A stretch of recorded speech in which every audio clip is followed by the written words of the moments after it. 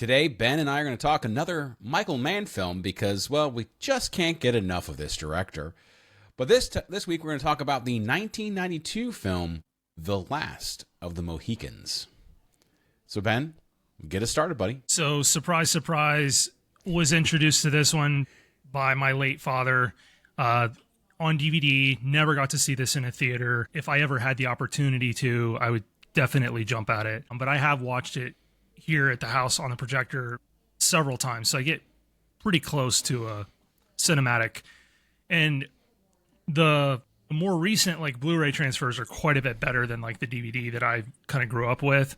It's really obvious, the color grade's quite a bit better, clarity, it's just a really good looking movie shot by Studi, who did Heat and Manhunter and worked all the way up through until his transition from the digital. He just couldn't, and I looked more into that. Studi just couldn't really grasp early on how to shoot, how to light for digital. Yeah. Film requires quite a bit more light in some instances, and so was having a tendency to overlight his stuff digitally. That's kind of a separate conversation. I think this movie for me probably occupies the 3 spot. For me, for my own hierarchy of Mann films, I would put obviously Heat in the 1 spot, probably Collateral in the 2 spot, and then something like this. Although The Insider's really good, but it's a really different kind of movie. Yeah. So no, but I noticed on a rewatch, it's a pretty flawed movie, and it's kind of a pacing plot issue. The plot's just not really all that compelling. The visuals are, and the score is iconic, and the acting's all pretty good. I don't really have too many issues with the performances, but what's going on, it just probably takes kind of too long to unravel, basically. But and I'll turn it over to you, but the movie's basically salvaged by maybe one of the best 15 minutes to close a movie ever.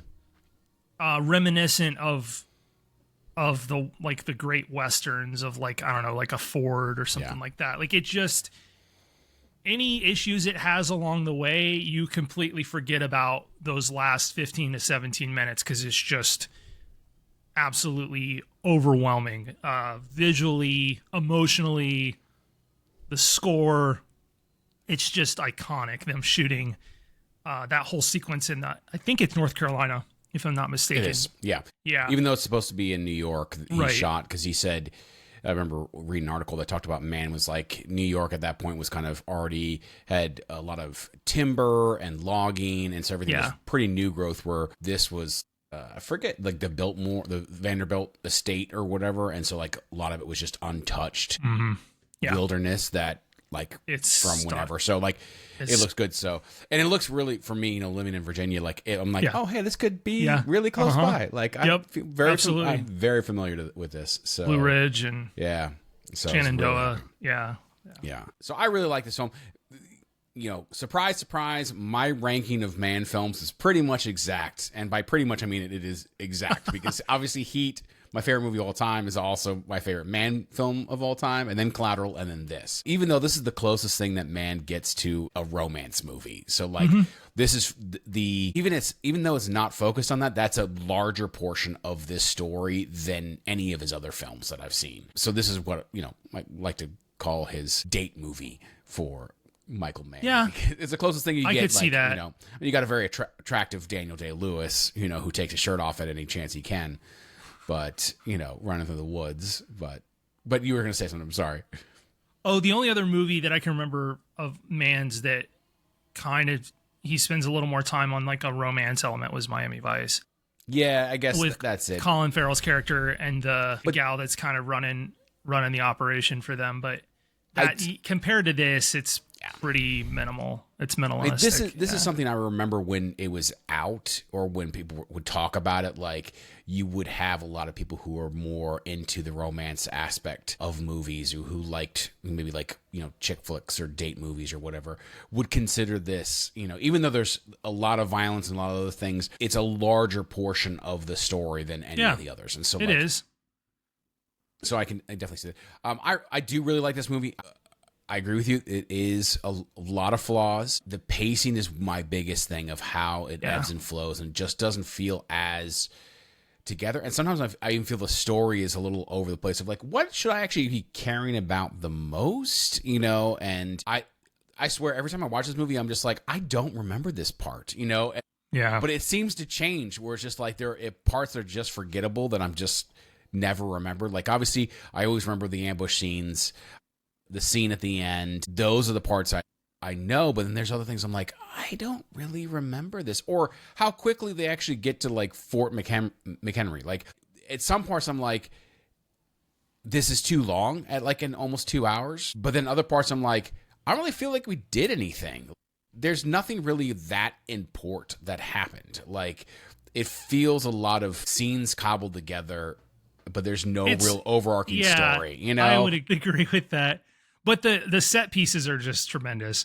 Absolutely. The fort set piece still blows me away every time I see it. It's so expansive. It's one of those cases where I can't see the edge of the world. The thing feels so authentic and lived in. And it's enormous. And the trenches. But they don't really spend that much time there. Like, no.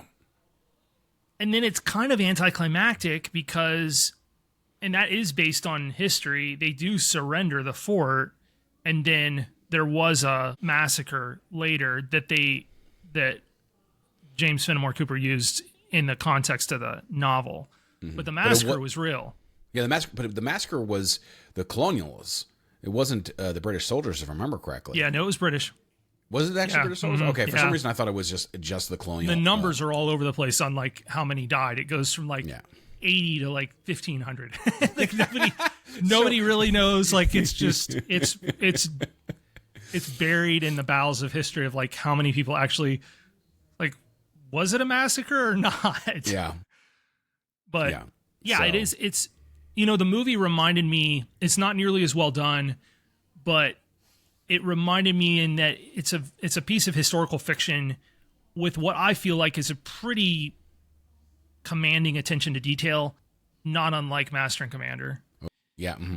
But Master and Commander is just like unequivocally like a much, much better movie. Absolutely. This just doesn't quite get there. Like, it's really, really good, but I think there's a lot of more threads that Master and Commander talks about, because I mean you have this whole like a captain kind of trying to go forth and, you know, build his legacy or do whatever, but then you have the friendship between him and the doctor, who's basically a pacifist. You've got him like teaching people, like there, you know, like his star is waning. He's kind of bringing in a bunch of stuff. Like there's a lot of things that are happening in Master and Commander where I don't feel that there's as much going on with this movie, where basically is whatever's on the surface is what you're getting. I don't really feel like there's this like subtext throughout the entirety of the movie. That's like a really good point. I don't think there's any subtext in this movie, and it really suffers from that. Mm-hmm. And that's a script issue. Yeah. And I'm thinking adapting material from the 1800s is probably hard to get like subtext into. Because some of that stuff is just like pretty much what's on the page is what you get. I did notice they're trying really hard to like get the narrative thread through of these people are like, you know, on the edge of the world, basically trying to fight to survive under the English crown, like the early underpinnings of the colonies and like their eventual, you know, fight for independence. That's not really what the movie's about. Like, it doesn't, it's like almost like it doesn't even make sense that would be like a narrative thread, because it's more about the eventual decline of the Native American population under British and French warfare and trading. And that's really, it's almost like they lost like the main argument of the movie in a lot of ways until the end. Well, you also, because you got to get it early on when the major shows up and the colonel or whoever is talking, and he told the colonists, yeah, you can leave to protect your family or whatever and things of that sort. And the major just kind of goes, I thought we were supposed to make the world English or world England yeah, or whatever. And yeah. that, but then it doesn't, like, obviously there's the whole thing of the colonists not being allowed in the end and them going back on it. But it's also like the colonel there wasn't so much like Monroe wasn't wanting to let them leave. He was just like, I don't believe these reports. I think these are fake or whatever. Like, I need more evidence to let you go than this, which obviously leads into some of that. But I think there could have been some trappings of that, of like, what's the beginnings of feeling the boot of the British Empire on the and colonies. I think that's what they were trying to convey. But it's just non-existent, really. Like there's like one or two parts, but it doesn't. But the problem with that is that's not even a world that like Hawkeye wants to occupy. No, not at all. He's going to continue to live his life as a native would. Mm-hmm. Until he can't anymore, basically. That other thing's not his fight either, even though he is by birth a white man. Yeah. But culturally, he's not. No, he's not. And that's the interesting dichotomy of the book and the film. No, he was pretty heavily involved with, like, helping the messenger get away, doing a bunch of stuff. He definitely picked sides. So, but I mean, you had that. Like, you had a lot of tribes who did side with the English. By the way, I was super disappointed because, I worked on the pilot for Turn Washington Spies, and on the opposite end of that is a group called Rogers Rangers, which were the forebears of the U.S. Army Rangers. Huh. But they fought for the British, but they got their start in 1755, and they fought at the Battle of Fort William McHenry. Wow. And they wore like green to kind of blend in. Like they used kind of an early version of camouflage. But like when that guy's like the messenger's like racing and they're shooting I guess they're not. Yeah, the muskets. Yeah.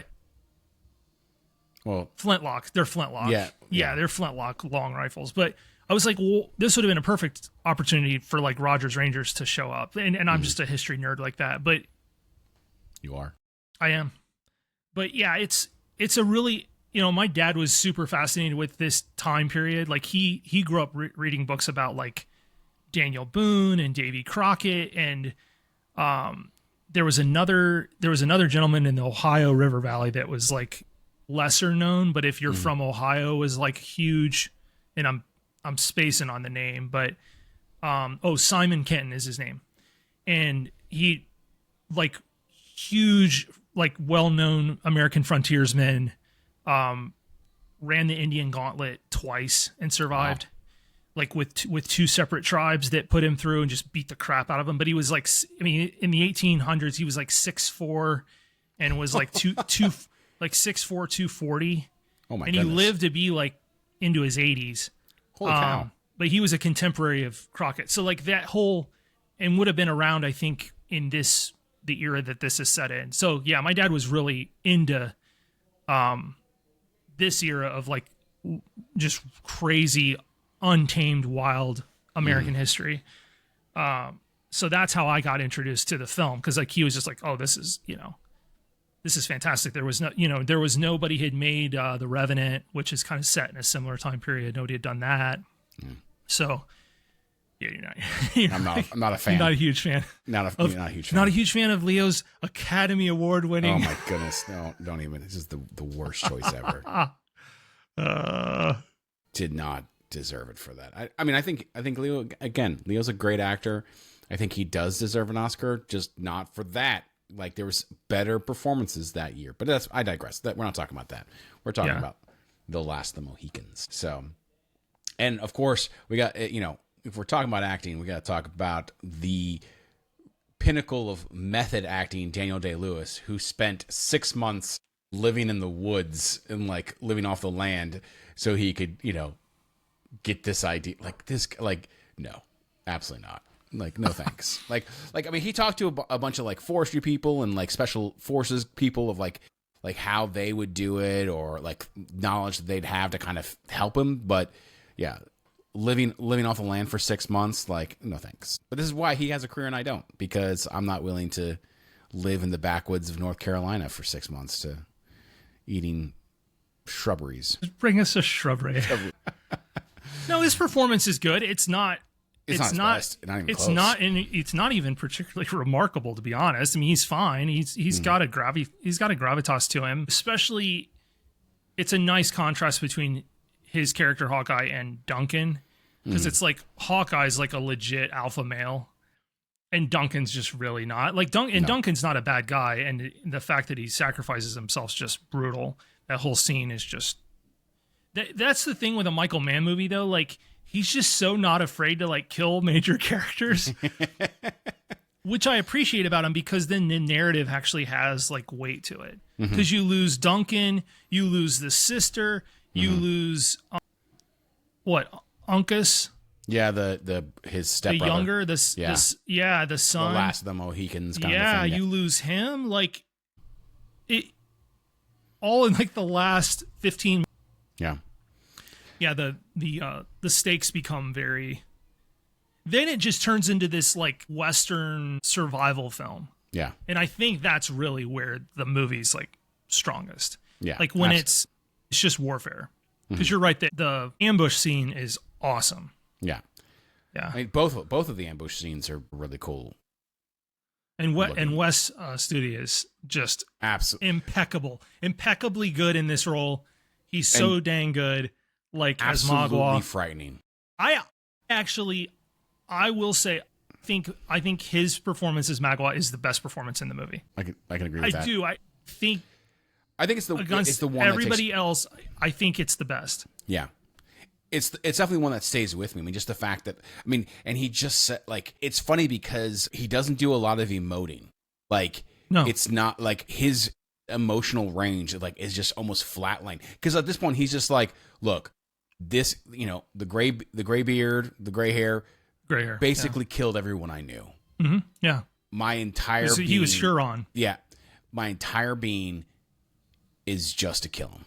Like, well, that's it's a character's dead inside, basically. Yeah, exactly. And that's a perfect way that he played him. It was just like, I have a singular purpose. Everything is moving me forward to that purpose. That's all I care about. But the scene with him and the sister, where he like lowers his knife to try to get her to step back towards him, and she's already made her decision by then, is just devastating. And then for a second, he's just like, oh, and then he just turns around, oh. On our way we go.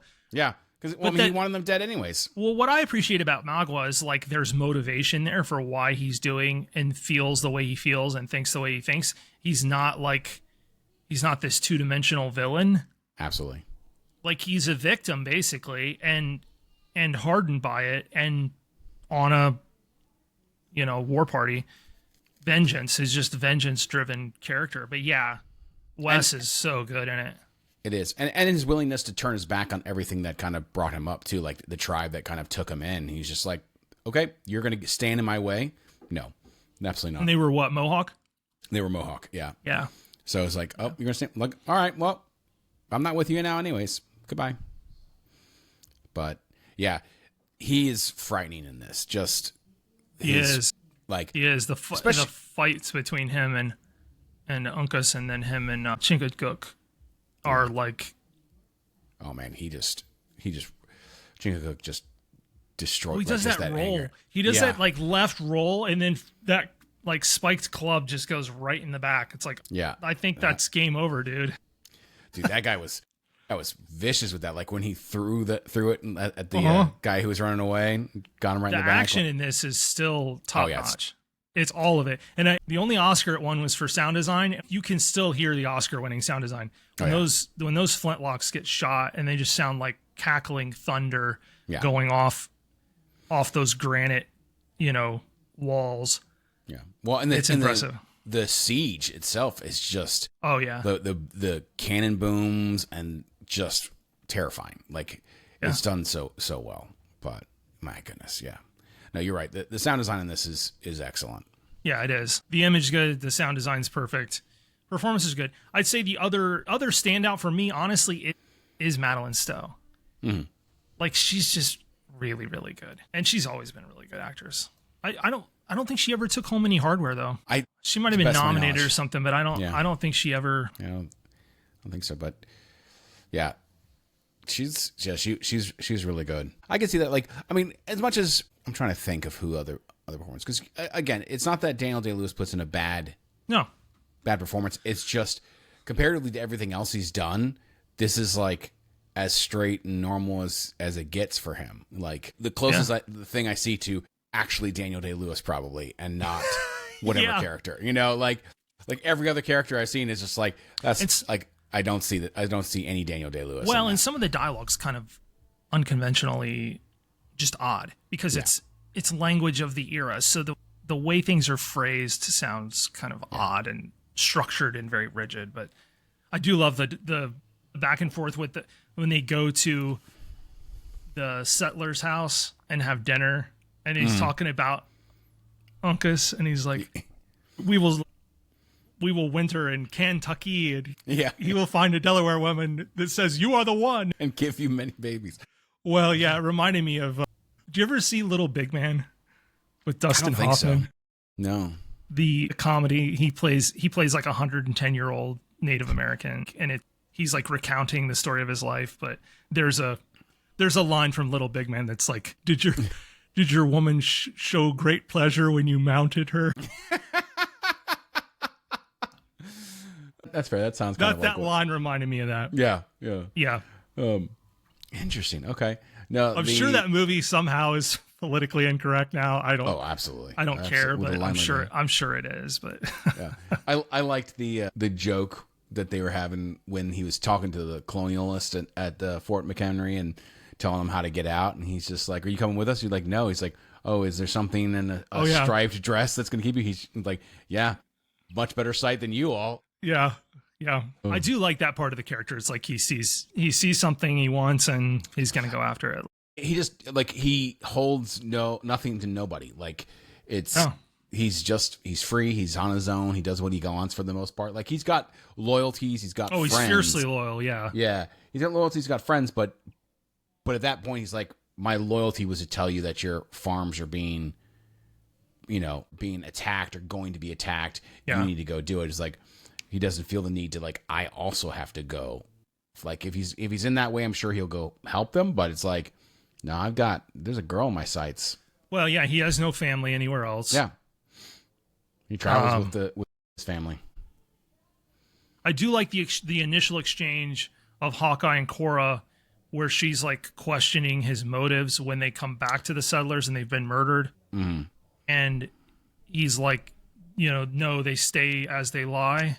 Yeah. And she's just like, beside herself. Why aren't you going to give these people a proper burial? And then he explains to her, like, not only do we not do that so that we can't be tracked, but like, yeah, I knew those people. Like they weren't strangers. No. Yeah. That was a powerful line from him. It was like that. Yeah. They're not strangers. Like he doesn't even have to go into it. He's just like he doesn't explain himself at all. He just literally you're right. He literally says nope, weren't strangers. Yeah. She's like, oh boy. Yeah. So there's moments where the dialogue is excellent. Like really just pops and just kind of hits you a little bit. But I think it's one of the things that is semi flawed in this. Where just outside of the story having some missed beats and the story, not having subtext. I think the dialogue, like I think you hit it. Nail on the head. It's just a little clunky in some parts. I mean, really, the content and the action and like what plays out, really the movie has or had the potential, I think, to be as good as, Braveheart or Gladiator, like that level of historical epic, and it just doesn't quite get there. And I think it's because the script just isn't quite that good. Yeah. And I think the source material is a little harder to adapt. Yeah. I mean, it's kind of a stuffy book. I've read some of it.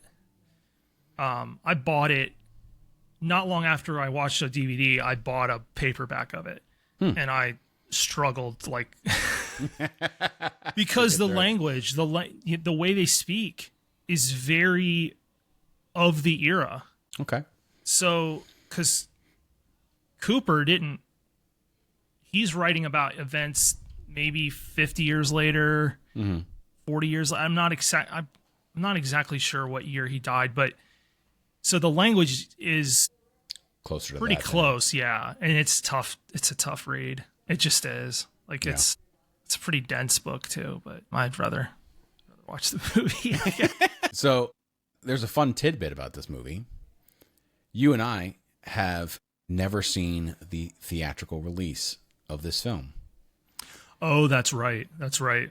So apparently the movie wanted it to come out in like early summer, and Mann wasn't done kind of tweaking it and editing it, and so they went with an early cut, and it would have been pushed out to September if they had let him have his way, but they said no, and they released it. And so, but whatever's been on the DVD and kind of pushed out otherwise, basically director's cut then? The director's cut of it. Okay. But it's like 1 minute or 2 minutes longer, and there's just a couple of different story beats, but it's like really not that different, but it's just makes them. But like originally he had like a three and a half hour cut of this or something. Like, oof. And it was like, there was actually like, and I noticed this because I was reading this afterwards, but I noticed this in this watch of like how much Uncas kind of was, how powerful he was going after the younger daughter, of like going off by himself and, you know, not waiting for backup or doing whatever. Like what's that about? But apparently there was kind of like a love interest in that cut footage between the two of them. Well, I noticed that I'd forgotten about the fact that she was standing too close to the waterfall when they were underneath of it. She either is like trying to end her life or just in a daze. It doesn't really matter, but he pulls her back and holds her. So that's the only motivation you get for him to like really go after her. But that worked fine. I mean, but yeah, he was so much, I realized it on rewatch. I was like, he's so much faster than Hawkeye and the other guy. Like he's way up ahead and frankly pays the price for it. Like, dude, you got backup. Like don't outrun your backup. Well, and he's also not making smart decisions. Like he gets the drop on the first couple guys, but then when he gets in there, it's like 6, 7, 8 guys against you. Well, and then Magua was just such a more experienced warrior. Like it's an experience thing. It's not even really a speed thing, because it's like you see where he just baits him. You know, he gets to the point where he gets him to make that lunge, or I forget exactly. He does something to get him off his step, and then follows up with, you know, hey, look at what my left hand's doing, and then get you with my right. But yeah, that whole exchange is brutal. Yeah, it is. I mean, it's not a fun movie. It is not a happy movie in any sense of the word. Like but it's so. I was thinking about it today about Michael Mann and like what I gravitate towards, and I think I've mentioned his tonality of his movies, but I've realized that in pretty much every Michael Mann movie I've ever seen, there's such a refined masculinity in his movies that I'm drawn towards. Yeah, like not a bro, not toxic masculinity, not beat my chest or look how powerful I am. No, he'll actually kind of make fun of that and stuff like Heat, like the loudmouth, or you know, the guy that just wants to jaw. Hey, shut up, Slick. But yeah, there's a refined masculinity in all his films. From De Niro in Heat, the way he treats Edie, like Miami Vice, like it just there's something there that I really appreciate, like the way he draws male characters. The confidence in a man that basically comes from within and not his surroundings, and it's not him trying to be the powerful. Like, I mean, I even think of like Tom Cruise in Collateral, of just like, even though he's the bad guy, but like the confidence he has, the semi-caring, like, hey, dude, you need to go talk to your mom. Like, what are you doing? Like it's these interesting dynamics of like my purpose and my worth come from myself and not from there's outside of me.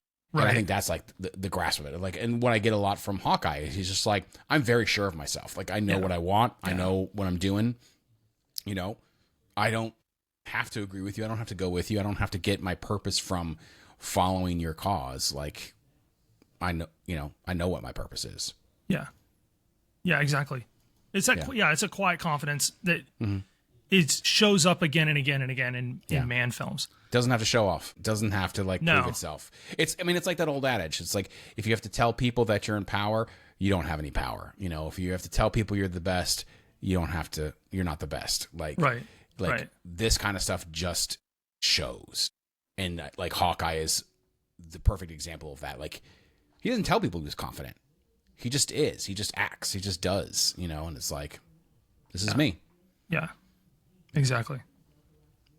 No, it's a great piece. Like, it's sure, it's got its flaws, but like, I would reiterate that whatever flaws it has, you're completely just rewarded, and you'll forget about the last 15, 17 minutes. I forget when exactly it kicks in, but it's it's pretty much the moment that you realize Duncan is the sacrificial lamb and gets pulled away, and then that score rises, which they reuse that, you know, the score is kind of repetitive. That was another thing that I noticed, but I don't fault it when its final rendition kicks in during that whole, it's tremendous. It is very, like, when I hear that, just that like little opening bit, I'm like, oh, well, this is Last of the Mohicans. Like, I don't even have to like think about it. Like, it's very, you know it. It's one of those, like, oh yeah, this is Last of the Mohicans. Yeah, it's not confused with anything else. No, there's nothing else. It's not like, you know, all the Hans Zimmer films where you're like, wait, is this The Rock? Is this Pirates? Is this, you know, right 16 other movies that I've done? Like, by the way, this is the first time I noticed that British lieutenant at the beginning was Jared Harris. Yeah, I saw that too. I was like, hey. And then I realized, I was like, man, he's always looked really old. Yes. This is like 92. I'm like, I swear he looked exactly the same in Chernobyl. Yeah. Yeah. Maybe like one or two more wrinkles. And the white hair was probably not a wig, you know, but yeah, no, he looks, you know, some of those guys just always have perpetually looked to be about 50. Tommy Lee Jones basically spent his entire career looking like he's about 50 years old. Yeah. And it's ridiculous. I mean, my father's the same way. Yeah. The guy's like, you know, since 30 onward, basically, like, he looked like he was in his 50s, and now he's in his 70s, and he still kind of looks like he's in his 50s. Yeah, you know? Yeah, totally. Well, at least 50s for in like the 80s and 90s, not 50s today. Because you look at someone like Paul Rudd, who's in his 50s, and you're like, dude's 18 years old or something. Yeah, you know, ridiculous. But we digress. My goodness. Yeah, so really, really enjoyed this film. It's fun to see this so soon after watching Manhunter, and just seeing the kind of the difference in, not stylistically, but some of the maturing that he has done, or some of like I really feel like this feels much closer to the modern day, you know, Man, or like, you know, obviously Heat is only 3 years later. 2 years after. That, well, no, 3. Yeah. Yeah. Then like what Manhunter, like just the difference that 6 years makes. Yeah. Yeah. Of just how the film looks, how the cinematography is, how the camera works. Like, he's starting to kind of get into his not his style, but like what he likes to do. Like, this definitely feels. It's funny because in some ways it doesn't feel like a Man film, but in other ways it like cinematography wise, shot selection really feels like a Man film. Some of the stylistic stuff, Manhunter felt more like a Man film, like the character quietness, those kind of things. But well, you look at his filmography, and most of it's like an urban, polished urban kind of setting. So that this one's just completely, it's the complete opposite. I mean, 1757, Hudson River Valley, it's such a departure. But the tone, again, I would go back to the tonality, and then his use of music always strikes a chord with me. Because there's no dialogue in that, really, in that end sequence, that last course of events. It's all all visual storytelling. It's just, and I think I've said it before, I'll say it again. For me, pure cinema, that terminology gets thrown around. For me, pure cinema is like when the dialogue drops away, and I do just get extremely powerful visuals with a tremendous underscore. You're still able to know what's going on. Like, the story doesn't suffer with no dialogue. Yeah. I feel you.